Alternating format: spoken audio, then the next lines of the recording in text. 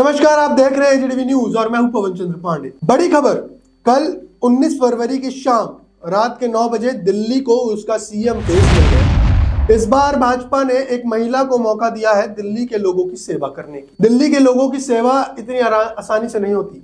दिल्ली के लोगों को खुश करना उतना ही मुश्किल है जितना पके पेड़ पे पका पपीता पपा पपा पप बोलना, क्योंकि दिल्ली के लोगों की जरूरतें बहुत ज्यादा है और पूरे करने वाले, उन जरूरतों को पूरा करने वाले कब। इस बार रेखा गुप्ता को मौका दिया गया है दिल्ली के सीएम फेस के लिए, दिल्ली के सीएम पोस्ट के लिए। 5 साल रेखा गुप्ता के हाथ। मगर दिल्ली के लोगों को सोचने के लिए एक वक्त चाहिए होगा कि जिस चेहरे को इस बार मौका मिला है, क्या वो चेहरा काम करेगा या उस चेहरे को किसी पर्सनल इंटरनल पॉइंट की वजह से पोस्ट मिली है। क्योंकि देखिए, हमारे पास एक बहुत अच्छा चेहरा था जनता के नजरिए से, जो नई दिल्ली विधानसभा से जीते थे, प्रवीण वर्मा। उनका चेहरा जनता में पॉपुलर था, मगर रेखा गुप्ता का चेहरा जनता में इतना पॉपुलर नहीं है।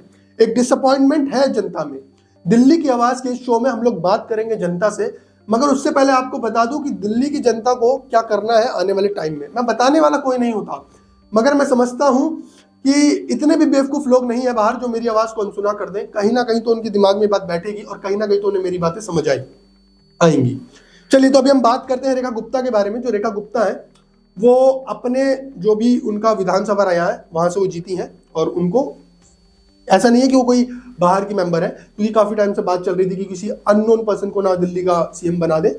बट ये बीजेपी की एक ट्रिक होती है कि वो किस तरह से अपना एक सीएम फेस पीएम फेस चुनती है। वो हमेशा एक सस्पेंस बना के रखती है। मगर इस बार जो सस्पेंस था वो भूल भुलैया 2-3 की तरह बेकार निकला। जैसे 2-3 इतनी बेकार थी, वैसे ही भूल भुलैया, वैसे ही जो सीएम फेस आया वो डिसअपॉइंटेड था दिल्ली की जनता के लिए, बिकॉज वो ऐसे चेहरे, ऐसे शख्स को जानना चाहते थे जो उनकी नजरों में पहले आ चुका। और रेखा गुप्ता इतनी पॉपुलर नहीं है, ये रियलिटी है। मगर पॉपुलैरिटी से कुछ नहीं होता, काम से होता है। वहीं रवि नेगी जी जो पर्पल गन से जीते हैं, उन्होंने अपने कई इंटरव्यूज में बताया कि किस प्रकार जो मनीष सिसोदिया जी हैं, जब उन्होंने जगह खाली करी तो उन्होंने सारा सामान चुरा लिया, सब गायब कर दिया, ऑफिस खाली, 4 दीवारें छोड़ के गए हैं। और उन्हीं के साथ प्रवीण वर्मा जी जो जनता के बीच बहुत ही मजबूत अपनी इमेज बना के बैठे हैं और बहुत अच्छी इमेज है उनकी जनता में। पर प्रॉब्लम क्या हुई है? प्रॉब्लम हुई है कि रेखा गुप्ता को जब मौका मिला है तो सब डिसअपॉइंटेड है कहीं ना कहीं। हम रवि नेगी जी को हटा देते हैं, हम प्रवीण वर्मा जी को लेके आते हैं, तो वो कहीं ना कहीं सोच रहे थे कि उनको ये पोस्ट मिलेगी। मगर जब टेलीकास्ट हुआ, फोटोज सामने आई, तो दिखा कि वो कहीं ना कहीं डिसअपॉइंटेड थे। दिल्ली की जनता भी डिसअपॉइंटेड होगी इस डिसीजन से, बिकॉज वो किसी ऐसे चेहरे को नहीं लाना चाहते, ऐसे पर्सनैलिटी को नहीं लाना चाहते जो डेवलपमेंट ना ही करे। और दिल्ली को डेवलपमेंट की बहुत जरूरत है। भले ही भाजपा ने सीएम फेस चुनने से पहले यमुना जी की आरती और यमुना जी की सफाई शुरू कर दी हो, मगर दिल्ली में यमुना जैसे बड़े मुद्दे हैं, उसके साथ साथ पोल्यूशन जैसा भी एक बहुत बड़ा मुद्दा है। फॉरेन कंट्रीज में अगर IQ 5 भी चला जाए तो लोग मास्क पहनना शुरू कर देते हैं। यहाँ 500 चले जाए तो लोग कहते हैं बहुत सुंदर हवा है दिल्ली की। तो एक बार दिल्ली की जनता को जगाना चाहता हूं कि ये मत सोचिएगा कि भाजपा को जिता दिया तो बहुत अच्छा हो गया।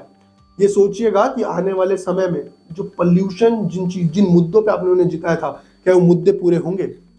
एक पूरी ब्रीफ, जो हम लोगों का ब्रीफ डिबेट होने वाला है, वो इस चैनल पे जल्दी आने वाला है। तो बने रहिए हमारे साथ। आप देख रहे थे एजीटीवी न्यूज और मैं था पवन चंद्र पांडे। नमस्कार।